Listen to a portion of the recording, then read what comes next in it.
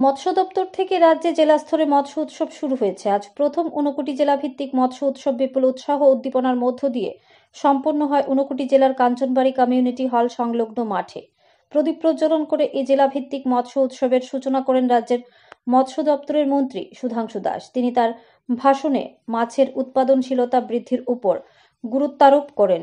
তিনি বলেন, এতে করে মাছের উৎপাদন যেমন বাড়বে, বেকারদের কর্মসংস্থান ও আত্মনির্ভর হওয়ার সুযোগ এনে দেবে। বক্তব্য রাখেন ঊনকোটি জেলা পরিষদের সভাধিপতি অমলেন্দু দাস, মৎস্য দপ্তরের সচিব দীপা ডি নায়ার, মৎস্য অধিকর্তা সন্তোষ দাস, ঊনকোটি জেলার জেলা শাসক দিলীপ কুমার চাকমা প্রমুখ। অনুষ্ঠানে সভানেত্রী হিসেবে ছিলেন কাঞ্চনবাড়ি পঞ্চায়েতের প্রধান শিলি ভট্টাচার্য। এখানে 5 জন প্রগতিশীল মৎস্য চাষীকে সম্বর্ধনা জানানো হয়। তাছাড়া সুবিধাভোগীদের মধ্যে মাছ ধরার জাল, বরফের বক্স, ত্রিচক্রযান ইত্যাদি বিতরণ করা হয়। ব্যুরো রিপোর্ট, আরই, ধর্মনগর। আমাদের রাজ্যে মাছের উৎপাদন যেমন বৃদ্ধি করতে হবে, সাথে সাথে আমাদের রাজ্যের যে বেকারত্বের সংখ্যা আছে এটাকেও কমিয়ে আনতে হবে। আপনারা জানেন ভারতবর্ষের এগ্রি অ্যালাইড সেক্টর, ভারতবর্ষের যে ইকোনমি, সেখানে প্রায় 20 থেকে 22% জিএসডিপি কন্ট্রিবিউশন করে। অর্থাৎ মূল জিএসডিপি প্রায় 20-22% কন্ট্রিবিউশন এগ্রি অ্যালাইড সেক্টর থেকে আসে।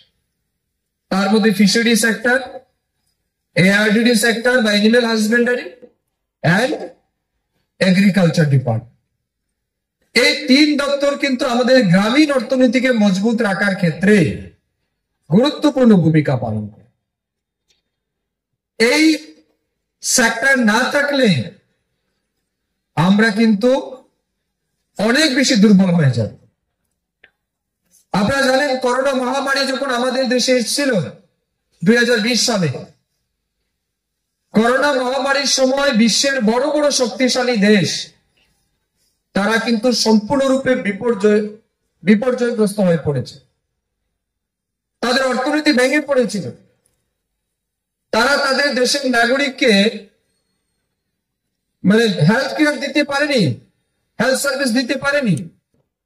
Whereas আমাদের দেশে প্রধানমন্ত্রীজির নেতৃত্বে ভারতবর্ষের 80 কোটি মানুষকে আমরা বিনামূল্যে 5 কেজি করে চাল দিয়েছি। ঠিক তেমনি প্রত্যেকটা নাগরিককে কোভিড প্যান্ডামিক থেকে রক্ষা করার জন্য বা করোনা নামক যে ডিজিজ সেটা থেকে রক্ষা করার জন্য ডাবল ডোজ ভ্যাকসিনও কিন্তু ফ্রিতে দেওয়া হচ্ছে। এখন আমার প্রশ্ন হচ্ছে, আমার পার্শ্ববর্তী দেশ বা অন্যান্য শক্তিশালী দেশ তার দেশের নাগরিককে ফ্রিতে খাওয়ার তো দূরের কথা, ফ্রি মেডিসিন দিতে পারেনি। সেই জায়গায় আমরা আমাদের দেশের নাগরিককে ফ্রিতে চাল দিয়েছি, খাবার দিয়েছি, আমরা মেডিসিন দিয়েছি, ভ্যাকসিন দিয়েছি, সব দিয়েছি। কেন আমরা করতে পারলাম? কারণ আমাদের দেশের গ্রামীণ অর্থনীতি মজবুত।